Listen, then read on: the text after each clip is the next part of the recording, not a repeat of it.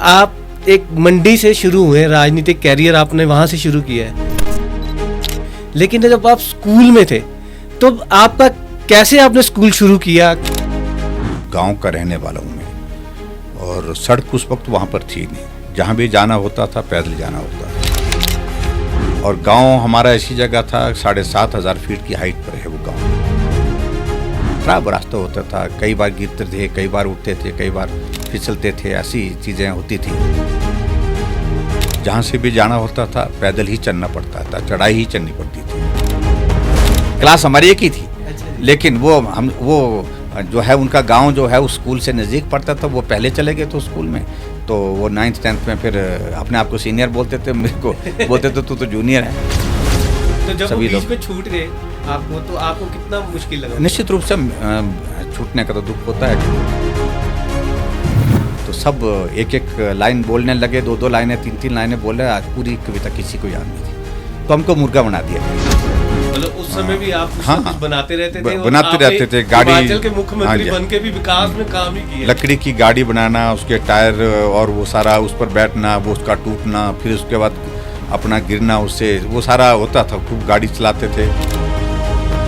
फिर हम एक साथ में 4-4 फिल्में भी ले आते थे, क्योंकि किराए पर टेलीविजन जो लाया है तो उसके साथ वो फिल्म मिलती थी ना उस वक्त, वो बड़ी ऐसी कैसेट होती थी, उसको लाते थे, फिर वो फिल्में भी देखते थे। आनंद इसलिए आता है क्योंकि ऐसा लगता है कि परिवार का कोई मुखिया जो है हमसे बात कर रहा है, अपना हो करके बात कर रहा है, प्यार से भी बात कर रहे हैं तो भी, डांट करके बात कर रहे हैं तो भी। पर हिमाचल को कुछ मना नहीं किया आज। लेकिन हिमाचल प्रदेश के लिए उन्होंने खुल करके मदद की, जो मांगा वो दी हमने। आपको कहूँ कि भाई कभी उन्होंने मना नहीं किया, कभी मना नहीं किया। जय हिंद दोस्तों, आज हमारे साथ हैं वो महान शख्सियत जिन्होंने छोटे से शहर मंडी से चलकर अपना राजनीतिक कैरियर बनाया और उसके बाद हिमाचल प्रदेश के मुख्यमंत्री बने, और अब वो नेता विपक्ष की भूमिका निभा रहे हैं और लोगों के मुद्दे विधानसभा में उठाते हैं। लेकिन आज हम उनकी जीवनी पर बात करेंगे कि किस तरह उन्होंने अपना पूरा जीवन बिताया। जय हिंद सर। जय हिंद सर। आप एक मंडी से शुरू हुए, राजनीतिक कैरियर आपने वहां से शुरू किया है, लेकिन जब आप स्कूल में थे तो आपका कैसे आपने स्कूल शुरू किया? क्या था उस समय आपका दौर? देखिए, गांव की ज़िंदगी की उस वक्त की जो परिस्थितियां थी, उन परिस्थितियों में जिस तरह के हालात होते थे, उन्हीं हालात के मुताबिक हमने बहुत, क्योंकि इंटीरियर गांव का रहने वाला हूँ मैं, और सड़क उस वक्त वहाँ पर थी नहीं, जहाँ भी जाना होता था पैदल जाना होता था। और गांव हमारा ऐसी जगह था, 7,500 फीट की हाइट पर है वो गांव। जहाँ से भी जाना होता था पैदल ही चलना पड़ता था, चढ़ाई ही चलनी पड़ती थी।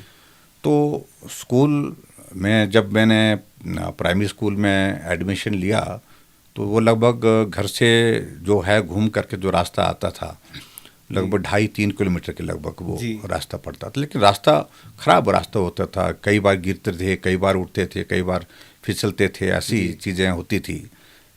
लेकिन वो स्कूल घर के नज़दीक वही था, जिससे नज़दीक कोई और स्कूल था नहीं। फिर उसके बाद मैंने प्राइमरी की। प्राइमरी करने के बाद दूसरा स्कूल जो नज़दीक था वो थुनाग पड़ता था, वो लगभग घर से 4-4.5 किलोमीटर के लगभग पड़ता था। तो 4-4.5 किलोमीटर रोजाना आप चलते थे? तो रोजाना इतना जाना इतना आना, और वो भी समतल रास्ता नहीं, सीधा रास्ता नहीं, चढ़ाई उतराई बड़ा रास्ता था जी। और उस वक्त मुझे अच्छी तरह से याद है, स्कूल का बैग भी काफ़ी भारी होता था, किताबें होती थी, कापियाँ होती थी, तो वो सारा छोड़ के जा नहीं सकते थे। होमवर्क घर के लिए मिलता था, वो सारा वो करके जाना पड़ता था, इसलिए कापी किताब तो जाती बार भी साथ होती थी, आती बार भी साथ ही होती थी। पहाड़ों में तो बारिश का भी नहीं पता होता कि बरसात कब आ जाएगी। कई बार ऐसी स्थितियां हुई कि स्कूल जा रहे हैं, छाता है नहीं, और स्कूल के लिए छाते तो बहुत कम उस वक्त हमारे पास होते थे, और वैसे बिना छाते के ही जाते थे ज़्यादातर तो। लेकिन बहुत ज़्यादा बरसात हुई तो कई बार वो जो बोरी होती है, बोरी जिसको हम, जिसमें राशन आता, ये आता, उसको ऊपर से ओढ़ते थे, उसको ओढ़ करके भी जाते थे, उसको उसकी वो बना करके जो है ताकि पीठ में बैग होता था, पीठ उसको बचाने के लिए कोशिश करते थे, बैग को बचाने। प्राथमिकता ये होती थी अगर बारिश हो रही है तो अपने आप भीग जाए कोई बात नहीं, लेकिन किताबें और कॉपी जो हमारे पास है स्कूल की वो भीगने से बचे, ऐसी कोशिश होती थी। क्योंकि अगर वो भीग गई तो फिर दोबारा होमवर्क पूरा करना पड़ेगा, सब कुछ तबाह हो जाता था। और ये भी आपको तरह में कि उस वक्त क्या होता था बचपन में कि हमारे से अगली क्लास में कौन बच्चा होता था उसकी किताबें जो है पहले ही उनसे बात कर लेते थे, परिवार वालों से बात कर लेते थे। उन किताबों को जो है फिर जो हमसे आगे पढ़ता था उसको फिर जब हम उस क्लास में पढ़ते थे उन किताबों को उनसे ले करके हमको पढ़ने के लिए ही होता था। जो पुरानी किताबें होती थी, पुरानी किताबें पुरानी किताबों को पहले ही जो पेरेंट्स थे रिश्तेदारी में या कोई गांव में कोई है तो उनकी किताबों को बोलते थे। जैसे मैं दूसरी में पढ़ा तो तीसरी में मैं जाने वाला हूँ, तो तीसरी वाले के जो किताबें हैं उनको जो है पहले ही कह करके कि भी आप हमारे जो है वो ये किताबें आप हमको दे देना। तो इस तरह से होता था, इस तरह से पढ़ाई की हमने। और फिर उसके बाद मिडिल करने के बाद फिर मैं हाई स्कूल के लिए फिर बक्सयार्ड गया, पर वो लंबा सफ़र था, वो घर से 9 किलोमीटर दूर था। 9 किलोमीटर आना, 9 किलोमीटर जाना। तो आपके साथ कौन होते थे? हाँ जी, गांव से आपके साथ कौन जाता था? उस वक्त मेरे गांव से बिल्कुल, मेरा जो गांव है तांदी गांव है, वहाँ से तो साथ जाने वाला कोई नहीं होता था क्योंकि 9th में पढ़ते नहीं थे कोई वहाँ पर उस वक्त। लेकिन गांव से आगे 2 किलोमीटर 3 किलोमीटर आगे जाने के बाद फिर वहाँ से मिलते थे। फिर हम 4 लोग होते थे। तो कभी डर नहीं लगता था अकेले जाते हुए? अकेले कई बार तो रात को बहुत अंधेरे में पहुंचते थे, थक करके आते थे। और कई बार मौसम ख़राब होता था, बहुत बुरी हालत में होते थे, बहुत परेशानी में होते थे, लेकिन उसके बावजूद भी वो सफ़र एक आदत बन गई थी। 9 किलोमीटर जाते थे, 9 किलोमीटर आते थे, 18 किलोमीटर। तो आपने छोटी सी उम्र में 3 बार स्कूल बदला, और सहपाठी तो आप जब छात्र होते हैं तो आपके हर बार स्कूल में आपके दोस्त बनते हैं, पर जब तक दोस्त बनते हैं तब तक स्कूल बदल जाता है। तो कितनी दिक्कत आती थी? कि मेरे जो प्राइमरी स्कूल के जो क्लास फेलो 5वीं तक के थे तो वो मेरे साथ 8वीं 9वीं में थे नहीं जी। मतलब 6ठी 7वीं 8वीं में थे नहीं जी। फिर वो मिले मेरे को जा करके फिर जब मैं 9th में पहुंचा, क्योंकि एक ही स्कूल, वो हाई स्कूल जो था हमारा बक्सयार्ड में वो एक ही नज़दीक था, तो वहाँ पर उस स्कूल में वो 9th क्लास में जब पहुंचे तो वहाँ पर हम मिले, तो जो प्राइमरी स्कूल के क्लास। तो वो अपने आप को सीनियर कहते थे कि तू तो स्कूल में बोलता अभी आया, हम तो सीनियर हैं, क्लास हमारी एक ही थी। अच्छा जी। लेकिन वो जो है उनका गाँव जो है उस स्कूल से नज़दीक पड़ता था, वो पहले चले गए थे उस स्कूल में, तो वो 9th 10th में फिर अपने आप को सीनियर बोलते थे, मेरे को बोलते थे तू तो जूनियर है। तो ऐसा होता था, लेकिन हम जाते थे, बड़े आनंद के साथ जाते थे। तो जब वो बीच में छूट गए आपको, तो आपको कितना मुश्किल लगा? निश्चित रूप से छूटने का तो दुख होता है, क्योंकि बचपन की एक स्कूल की क्लास की जो बॉन्डिंग बहुत स्ट्रांग होती है, और अच्छा खेलना कूदना, उनके साथ लड़ना झगड़ना, वो सारी चीज़ें होती हैं, और उसके बाद फिर वो बिछुड़ जाते हैं तो उसका दुख होता है, निश्चित रूप से होता है। लेकिन हम फिर मिले आगे, तो फिर अच्छा भी लगा, जो मेरे प्राइमरी स्कूल के क्लास फेलो थे। आप परिवार में 5 भाई बहन हैं और आप भाइयों में छोटे थे, तो आप शरारती कितने थे? शरारत की बहुत ज़्यादा गुंजाइश नहीं होती थी, लेकिन मैं बहुत थोड़ा इनोवेटिव जैसा था, नई नई चीज़ें सोचता था, नई चीज़ें करता था टेक्निकली, क्योंकि मेरे पिताजी भी मिस्त्री का काम होते थे, बहुत सारी चीज़ें ऐसे घर में टूल वगैरह पड़े होते थे, उनसे मैं कुछ तोड़ फोड़ करता रहता था, कुछ नई चीज़ें जोड़ते रहते थे। तो ऐसी चीज़ें करने में आनंद भी आता था। और मतलब उस समय भी आप कुछ ना कुछ बनाते रहते थे, और आपने हिमाचल के मुख्यमंत्री बन के भी विकास में काम ही किया। लकड़ी की गाड़ी बनाना, उसके टायर और वो सारा उस पर बैठना, वो उसका टूटना, फिर उसके बाद अपना गिरना उससे, वो सारा होता था। खूब गाड़ी चलाते थे, और उसमें जहाँ थोड़ा सा हमको समतल जैसा दिखता था उसमें गाड़ी में बैठ करके जाते थे। तो वो सारी चीज़ों को लेकर के अच्छी तरह से याद है। लेकिन कॉलेज स्कूल में बहुत सारी चीज़ें ऐसी यादें हैं, आने की, जाने की, लड़ने की, झगड़ने की। एक बार कि मैं बात सुनाऊँ, हम प्राइमरी स्कूल में पढ़ते थे जी। और एक हमारे गुरुजी थे, वो हमको पढ़ाते थे, धर्मचंद जी उनका नाम था जी। अब नहीं रहे वो। तो कविता उनने याद करने की थी, कदम का पेड़, ये कविता थी जी। तो उन्होंने कहा याद करके लाना, वो याद ही करना पड़ता था, लेकिन वो कविता बहुत लंबी थी, वो याद करना बहुत मुश्किल था जी। तो सर्दी के दिन थे, सर्दी के दिन में उनने कहा कि पहले तो कहा कि भाई सर्दी बहुत ज़्यादा, आज लकड़ियाँ लाने के लिए जाओ, थोड़ा जंगल जा करके लकड़ी लाओ। लकड़ी लाए हमने सोचा कि आज आनंद आ गया, कविता याद तो हुई नहीं है, तो कविता का जिक्र शायद आज नहीं होगा, शायद मास्टर जी भूल गए होंगे या मास्टर जी पूछेंगे नहीं। तो जब लकड़ी लेकर के आया, आग जलाई, सर्दी काफ़ी सर्दी थी, तो बाहर आग जलाई, तो आग के चारों तरफ हमको कहा कि भाई पाँचवीं वाले अपनी क्लास ये वो जो किताबें लेकर के आ जाओ, और कहा कि भाई वो कविता सुनाओ जो कल आपको याद करने के लिए दी थी जी। तो सब एक एक लाइन बोलने लगे, दो दो लाइनें, तीन तीन लाइनें बोले, आज पूरी कविता किसी को याद नहीं थी जी। तो हमको मुर्गा बना दिया गया जी। और वो कविता मुझे अभी भी याद है, मैं उसको, कदम का पेड़ था उस कविता का नाम, और कविता में ये था कि यह कदम का पेड़ अगर माँ होता यमुना तीरे, मैं भी उस पे बैठ के नैया बनता धीरे धीरे। ये एक पहली लाइन थी उसकी जो अभी तक मुझे याद अच्छी तरह से है। जब याद नहीं हुआ तो हमको कहा कि मुर्गा बनो जी। तो कविता हम नहीं सुना पाए, तो फिर मुर्गे बने, 4 थे हम, 4 क्लास में, तो चारों मुर्गे बने।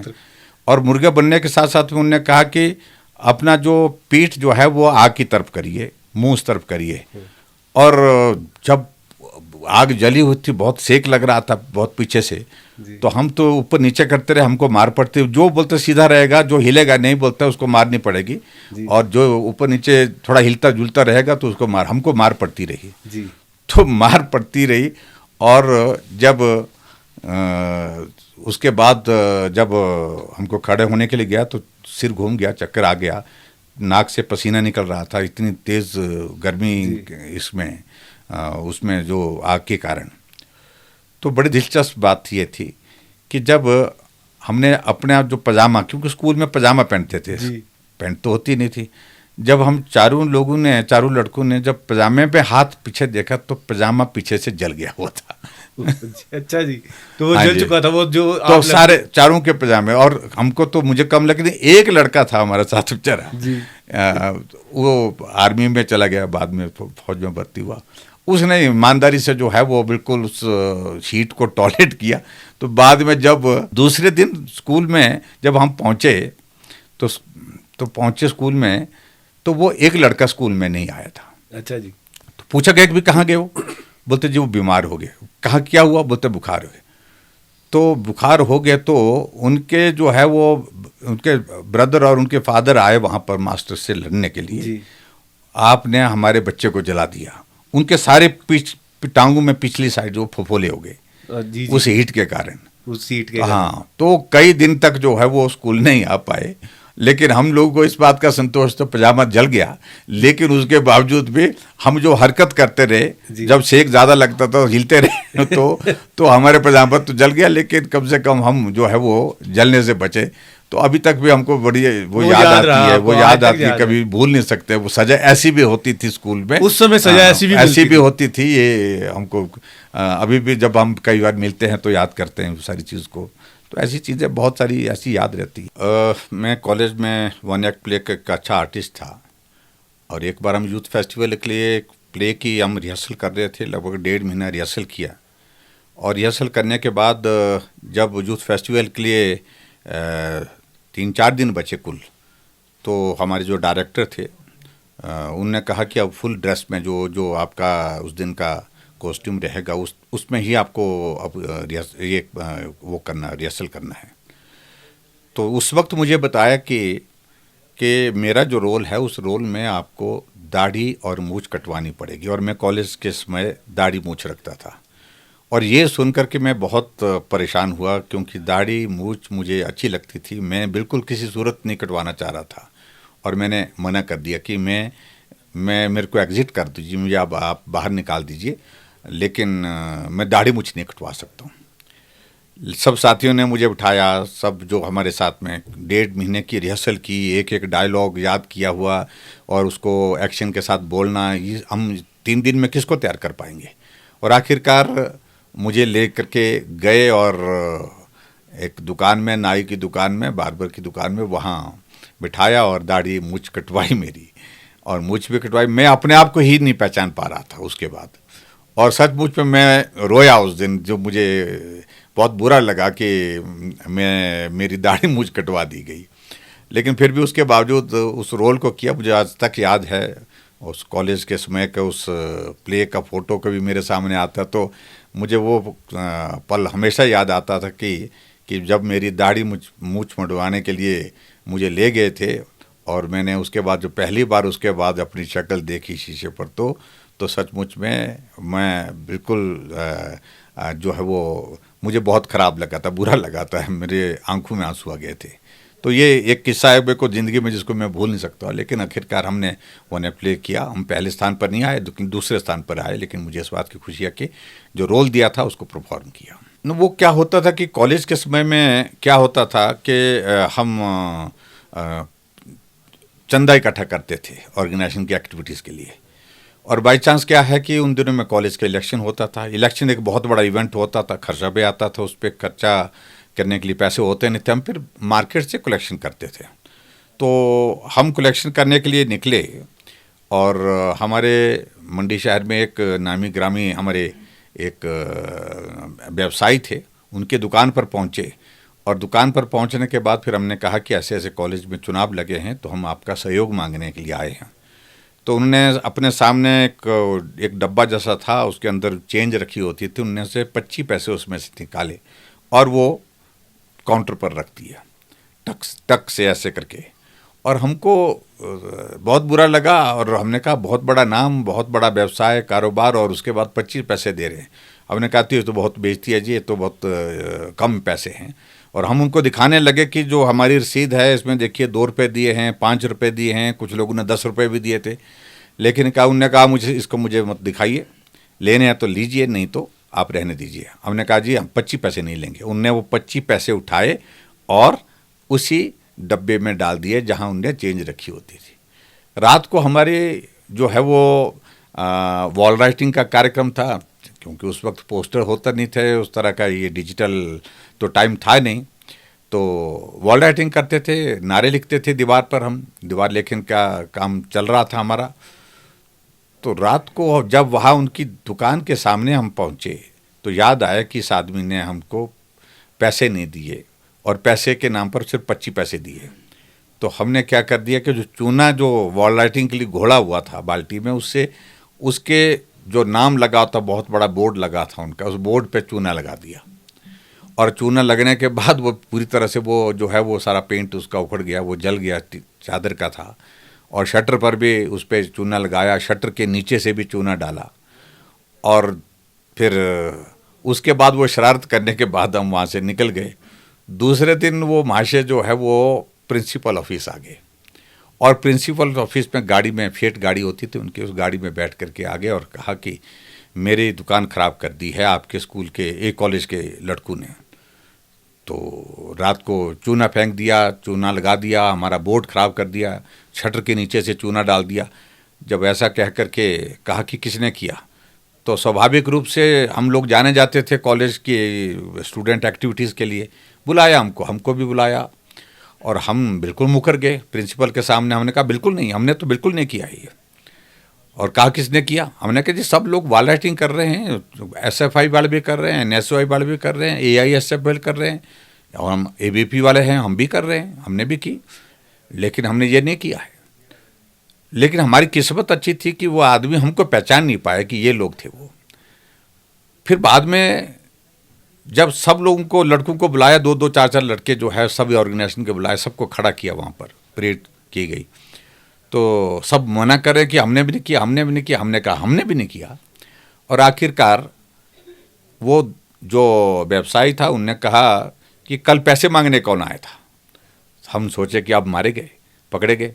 तो ऐसी सूरत में हमने कहा कि हम तो नहीं गए थे, सभी मांग रहे थे पैसे, तो सभी मांग रहे थे, ये भी कलेक्शन कर रहे थे, SFI वाले, NSOI वाले भी कर रहे थे, AISF वाले भी कर रहे थे और हम भी कर रहे थे।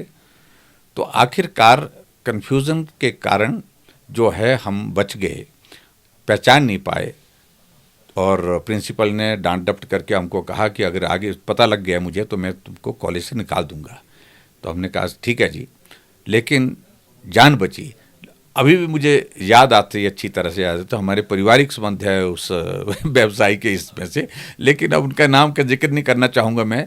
लेकिन ऐसी स्थिति कई बार हमने देखी है कि भाई वो किससे याद आते हैं तो वो पुरानी यादें ताज़ा होती हैं कि कॉलेज के ज़माने में इस प्रकार से हम जब ऑर्गेनाइजेशन एक्टिविटीज़ करते थे, कॉलेज में पढ़ते थे, इस प्रकार की हरकतें करते थे। शरारत जो है कहीं ना कहीं बचपन में अच्छी भी लगती है, और लेकिन शरारत एक सीमा तक होनी चाहिए, इस बात को हम सुनिश्चित करते थे, लेकिन करते थे शरारत। तो कॉलेज कब से शुरू किया? अब आपने 10वीं करने के बाद साथ ही कॉलेज आ गए? मैट्रिक करने के बाद घर में मैंने कहा था पढ़ने के लिए, लेकिन घर वालों ने कहा कि हालात नहीं है, तो उस वजह से मैं फिर पढ़ाई करने के लिए नहीं गया जी। लेकिन मन में बहुत दुख था। मेरे सब साथी मेरे साथ के कोई फौज में भर्ती हो गया, कोई कॉलेज चला गया, तो मैं नहीं जा पाया। 2 साल तक मैं गांव में घर में रहा, घर का काम भी चलाया था, तो कहा कि भी घर में ज़रूरत है इस वक्त। और 2 साल के बाद फिर मैं गया, और वो भी इवनिंग कॉलेज में गया। ये सोच करके मैंने घर वालों को कहा था कि मैं इवनिंग कॉलेज में पढ़ाई करूंगा, दिन में कुछ काम करूंगा, और इसका घर के ऊपर खर्चा कम पड़ेगा। ऐसा करके मैंने घर वालों को बोला। यही सुन करके घर वालों ने भेजा मुझे पढ़ने के लिए भी, लेकिन वो काम भी नहीं मिला।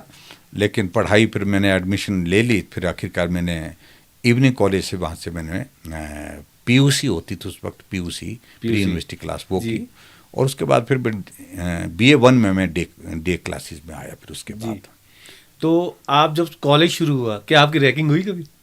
रैगिंग होती थी उस वक्त, और बड़ी ख़राब रैगिंग होती थी जी।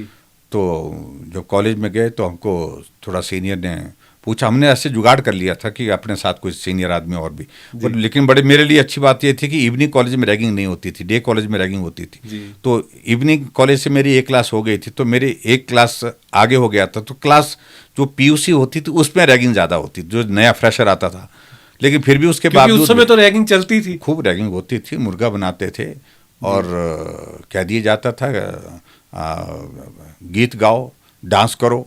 कभी आपने गाया कि? तो इस तरह से नहीं, वो जो बोलते थे वो करते थे, लेकिन मेरी इतनी ज़्यादा रैगिंग नहीं। लेकिन बाकी उन लोगों की, मैंने लड़कों की रैगिंग होते देखी है, बहुत बुरी तरह से रैगिंग हुआ करती थी। और कुछ लोग कॉलेज में उस वक्त ऐसे होते थे, नामी ग्रामी जो है वो यही काम करते थे, पीपल के नीचे बैठ करके बुलाते थे जी। तो इस तरह से सारी चीज़ें होती थी। लेकिन मुझे उस सारे बड़े उस दौर में से ज़्यादा गुजरना नहीं पड़ा। तो जब कॉलेज से आप पढ़ के बाहर निकल रहे थे, तो जो राजनीति में आपने कॉलेज में ही एंट्री कर ली थी उस समय? राजनीति में आपका कैसे इंटरेस्ट बना? नहीं, देखिए राजनीति में मेरा इंटरेस्ट था नहीं, सच कह रहा हूँ। मैं इस बात को हमेशा बोलता हूँ कि मैं नेताओं से बहुत जो है वो नेताओं को अच्छा नहीं मानता था जी। तो अब आज हमको इस बात को लेकर के मैं कहता भी हूँ उस बात को कि आज हम भी जिनको हम अच्छा नहीं बोलते थे, अच्छा नहीं मानते थे, आज उनमें से हम भी एक हैं। तो वो कई बार भाग्य की चीज़ें होती हैं, किस्मत भाग्य कहाँ ले जाता है आदमी को। मैं तो फर्स्ट ईयर में जब आया था तो उस वक्त कॉलेज में इलेक्शन चल रहे थे वहाँ पर जी। तो कॉलेज के इलेक्शन में किसी और का नॉमिनेशन था जी। एक इंग्लिश सब्जेक्ट सोसाइटी के जनरल सेक्रेटरी के लिए। तो उसमें मेरे से पहले जो कैंडिडेट था उसका नॉमिनेशन रिजेक्ट हो गया। मैं कवरिंग कैंडिडेट था तो मुझे चुनाव उस सूरत में लड़ना पड़ा।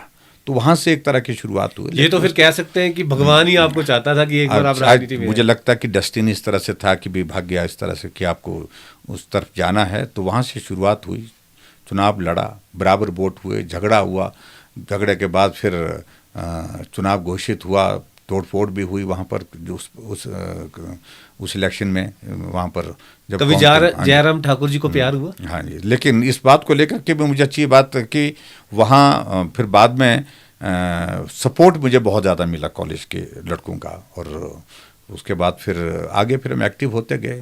लेकिन कॉलेज टाइम में इन सारी चीज़ों को लेकर के सोचा ही नहीं, क्योंकि हमारी ऐसी परिस्थिति भी नहीं थी, इन चीज़ों पर सोचने का कोई मतलब ज़्यादा था भी नहीं। लेकिन हम ऑर्गेनाइजेशन एक्टिविटीज़ में बहुत ज़्यादा इन्वॉल्व थे। वन एक्ट प्ले में मैं बहुत अच्छा आर्टिस्ट था कॉलेज टाइम में, अच्छा आर्टिस्ट था।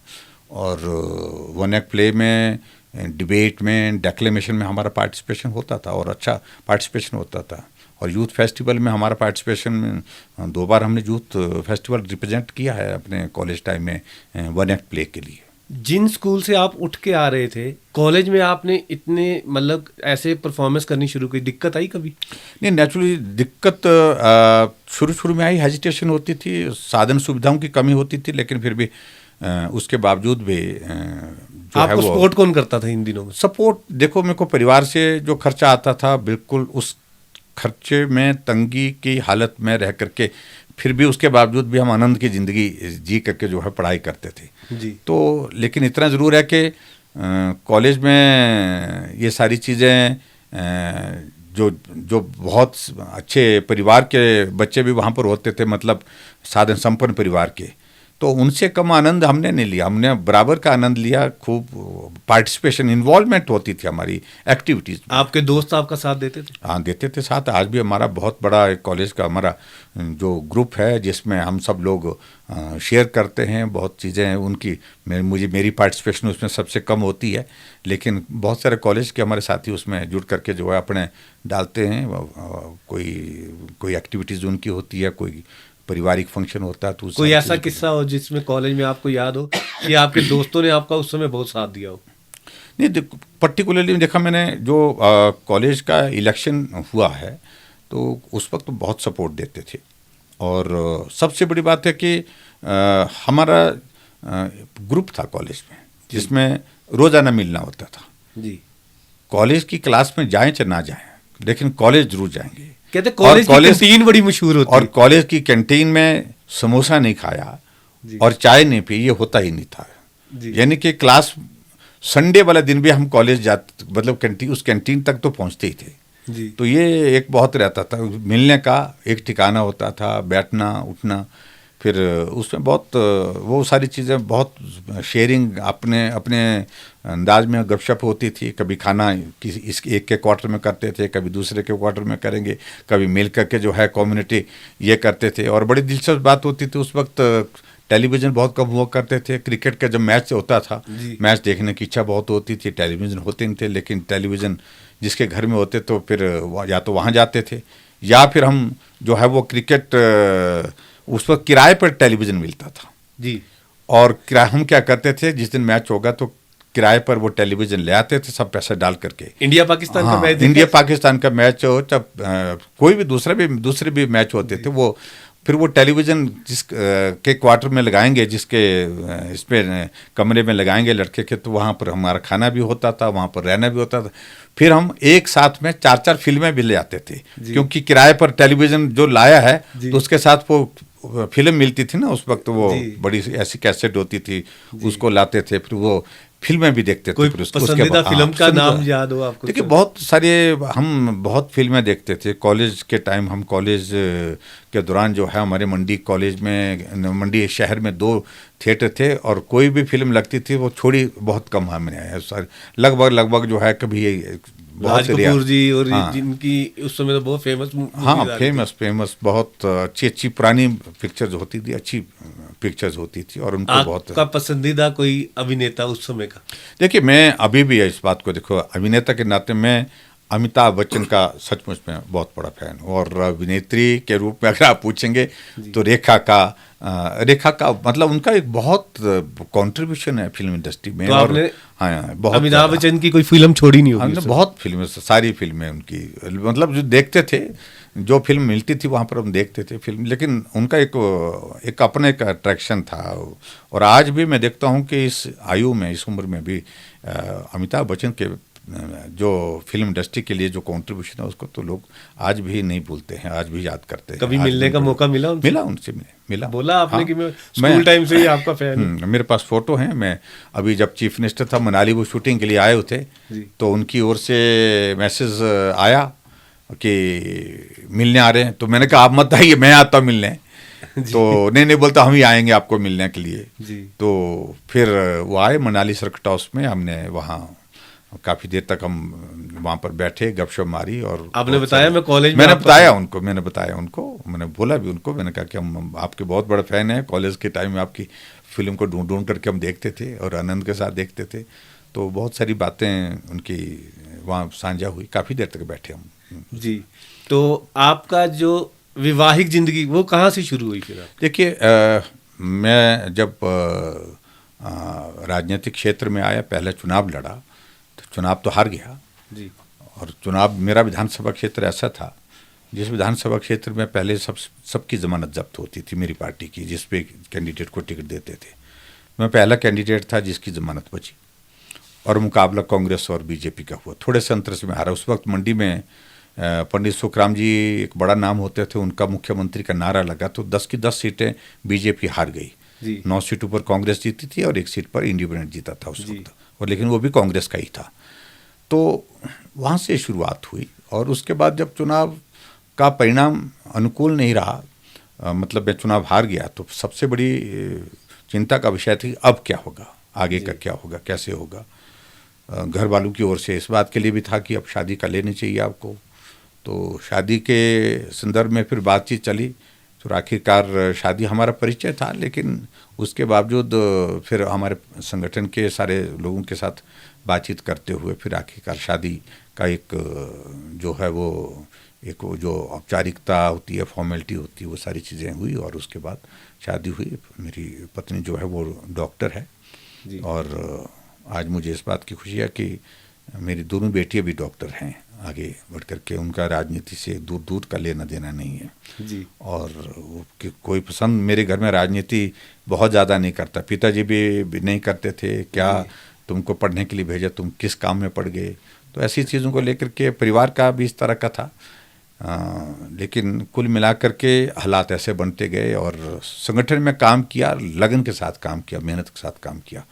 और मैं इस बात को कह सकता हूँ कि मैं संगठन के लगभग सभी दायित्वों पर रहा हूँ, छोटे बड़े दायित्वों पर, और पार्टी का प्रेसिडेंट रहा, मिनिस्टर रहा, विधायक बना तो चेयरमैन रहा, यूथ का स्टेट का प्रेसिडेंट रहा, तो इस तरह के डिस्ट्रिक्ट का पार्टी का प्रेसिडेंट रहा, ब्लॉक अपने मंडल कॉन्स्टिट्यूंसी का जो है उसका वहाँ का प्रेसिडेंट रहा।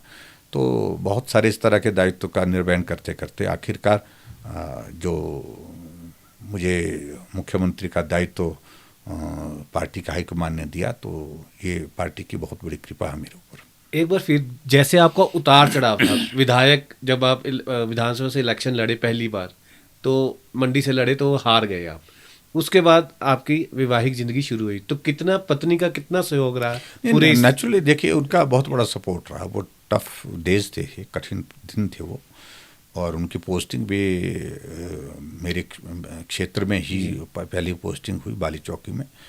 4 वर्ष तो हम वहाँ पर रहे हैं जी। तो फिर उनकी सपोर्ट हमेशा रही घर की ओर से, कम से कम निश्चिंत होकर के निकलते थे काम के लिए, और आज भी नेचुरली उनका एक बहुत बड़ा सपोर्ट है। जी। तो आपने जब मुख्यमंत्री बने तो आप जैसे आप बता रहे थे कि मेरा स्कूल का जो दौर था उसमें मैं पैदल चल के जाता था, कि आपने जब मुख्यमंत्री बने तो हिमाचल में एजुकेशन पे कितना काम किया उस समय? एजुकेशन में काफ़ी फोकस होकर के काम करने की हमने कोशिश की। मैंने रिफॉर्म्स लाने की भी कोशिश की हिमाचल प्रदेश में एजुकेशन के इस फील्ड में, और पर्टिकुलरली सबसे बड़ी बात यह है कि कोई बच्चा साधन और सुविधा के अभाव में स्कूल ना छोड़े, पढ़ाई ना छोड़े। जी। इस बात पर फोकस किया। तो एक्सपेंशन एक पार्ट था जिसको हमने, क्योंकि आपने इसको बहुत नज़दीकी से देखा हुआ था ये दौर। बिल्कुल इस बात को लेकर के अब आज हालात थोड़े अलग तरह के हैं, क्योंकि कनेक्टिविटी बढ़ गई, सड़कें हो गई, स्कूल के जो है वो स्कूल भी बहुत ज़्यादा खुल गए हैं, लेकिन उस वक्त स्कूल बहुत कम होते थे। हमें मालूम है कि उस वक्त स्कूल कम होने के कारण कितनी बड़ी कठिनाई का सामना करना पड़ता था। बहुत सारे बच्चे इसी कारण स्कूल छोड़ देते थे कि वो समय नहीं दे, मतलब जाना संभव नहीं था, दूर था, और बहुत सारे बच्चे इसलिए पढ़ाई नहीं कर पाते थे क्योंकि घर में कामकाज के लिए ज़रूरत रहती थी। खेती के लिए आदमी खेत में होना चाहिए, और खेत में नहीं होंगे तो फसल नहीं होगी, तो वो सारी चीज़ के लिए लग जाते थे।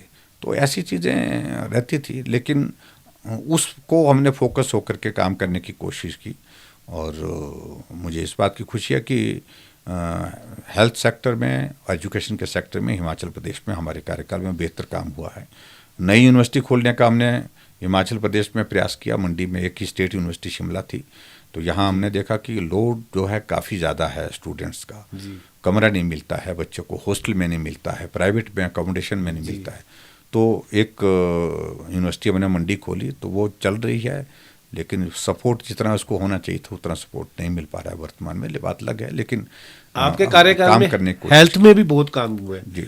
आपने एम्स लेके आए, तो आप कैसा देखते हैं उसको हेल्थ में? देखिए, हेल्थ सेक्टर में तो सचमुच में बहुत काम किया हमने जी। एक तो केंद्र सरकार ने हिमाचल प्रदेश के लिए उस वक्त बहुत सारी चीज़ें दी, कॉलेजेस दिए, मेडिकल कॉलेजेस दिए, ऑल इंडिया मेडिकल इंस्टीट्यूट दिया, चंबा, नाहन, हमीरपुर मेडिकल कॉलेज मिलना, और उसके बाद फिर इंफ्रास्ट्रक्चर भी स्ट्रेंथन हुआ। लेकिन हिमाचल प्रदेश में गवर्नमेंट में रहते हुए हमने सबसे बड़ी योजना जो चलाई थी वो हिम केयर की योजना थी जी।